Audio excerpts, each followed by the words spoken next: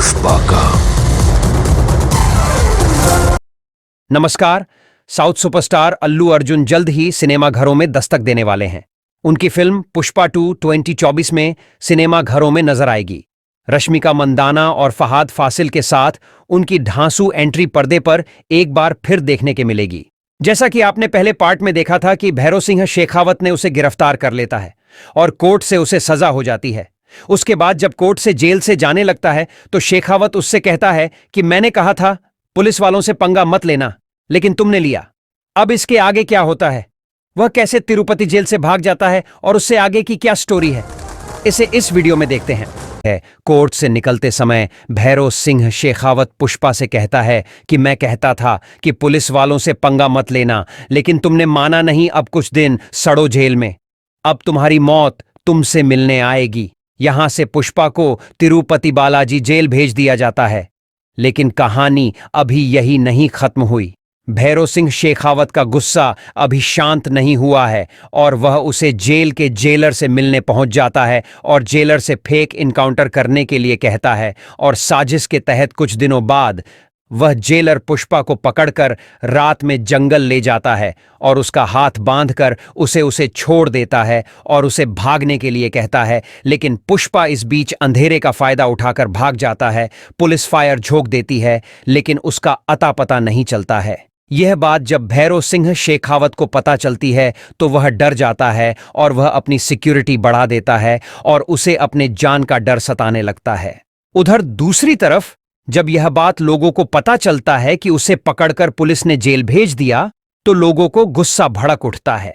जगह जगह तोड़फोड़ दंगे भड़कने लगता है। लेकिन जैसे ही लोगों को यह पता चलता है कि वह जेल से भाग गया तो वह खुश हो जाते हैं। लेकिन जैसे ही दूसरे दिन उन्हें यह पता चलता है कि पुलिस को जंगल में एक खून से सना शर्ट मिलता है जिस पर गोलियों के निशान मिलते हैं, जिस पर भैरव सिंह शेखावत सहित पुलिस भी सोचती है कि फायरिंग के दौरान वह मार दिया गया और उसकी लाश जंगली जानवरों ने खा लिया होगा। लेकिन जहां यह खबर मीडिया में आती है तो पुनः पूरे शहर में दंगे तोड़फोड़ शुरू हो जाता है। स्थिति नियंत्रण से बाहर होने पर पुलिस कर्फ्यू लगा देती है। उसके बावजूद जनता प्रदर्शन से बाज नहीं आती है। लेकिन इसी बीच फॉरेस्ट विभाग के कैमरे में एक तस्वीर कैद होती है जिसमें एक आदमखोर शेर के समक्ष एक आदमी दिखाई देता है जो पुष्पा है। यह बात आग की तरह से फैल जाती है कि पुष्पा अभी जिंदा है, उसे कुछ नहीं हुआ है। यह जानकारी मिलते ही वह पूरी तरह से डर जाता है और छुट्टी पर चला जाता है। वहीं दूसरी तरफ जिस पर सिनू व उसकी पत्नी भैरव सिंह शेखावत से मिलती है, दोनों अपने दुश्मन को खात्मा का प्लान बनाते हैं। इस बीच सिनू शेखावत को बताता है कि पुष्पा का एक और दुश्मन जग्गा रेटटी है, जिसकी एक समय पुष्पा ने काफी बुरी तरह से पिटाई की थी। अब शेखावत दोनों के साथ प्लानिंग करते हैं कि किसी भी सूरत में पुष्पा को मारना है, अन्यथा वह तीनों को मार देगा। लेकिन जग्गा रेटटी कहता है कि पहले वह बल्ली को मारेगा क्योंकि उसकी हालत के लिए वही जिम्मेदार है। उसी के चलते ही उसके भाई को पुष्पा ने मार दिया। अगर हम बल्ली को मार देंगे तो वह हमारे सामने जरूर आएगा और हम उसे धोखे से मार देंगे। इसी के साथ तीसरा सीन भी आता है जिसमें तिरुपति में एक त्योहार के लिए जोरदार तैयारी चल रही है। इधर पुष्पा की तैयारी थी कि इस भीड़ के माध्यम से वह भैरव सिंह शेखावत के साजिशों के बारे में जनता को बता सकता है। लेकिन कहीं से शेखावत को यह खबर लग जाती है और वह कड़ी सुरक्षा और भारी पुलिस फोर्स तैनात कर देता है। पुष्पा वैसे नाचने वाले एक टीम के साथ वहां पहुंचता है, लेकिन तीनों के आदमी और पुलिस के चलते वह सामने नहीं आ रहा है। लेकिन उसके दोनों दुश्मनों को पूरा भरोसा था कि पुष्पा इस मेले में जरूर आता है। इसी बीच एक जगह पुष्पा भेष बदल कर दिखता है जिसे उसका दोस्त केशव पहचान लेता है। लेकिन वह किसी से कुछ न कहते हुए धीरे से भागकर श्री बल्ली को यह खबर देता है। वह सकुशल है, वह हमारे बीच जल्द आएगा। तभी उसकी एंट्री होती है।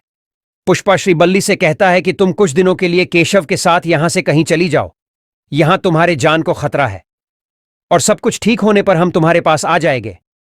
लेकिन तभी वहां भैरव सिंह शेखावत पहुंच जाता है और पुष्पा पर हमला कर देता है।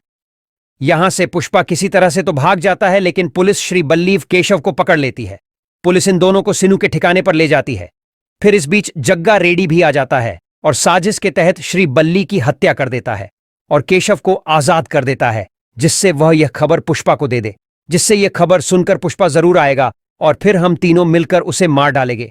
जब केशव ये खबर पुष्पा को देता है तो वह गुस्सा हो जाता है और तीनों को मारने की प्लानिंग करता है। इसी बीच शेखावत अपने घर एक बड़ी पार्टी रखता है। वैसे वह जानता है कि पुष्पा जल्द उस पर हमला कर सकता है। निश्चय ही पुष्पा इस पार्टी में जरूर आएगा और फिर तीनों मिलकर उसे पकड़ लेंगे और उसे वहीं खत्म कर देंगे। जमकर पार्टी का दौर चलता है। इसमें पुष्पा के सभी दुश्मन भी आए थे। पार्टी शबाब पर थी।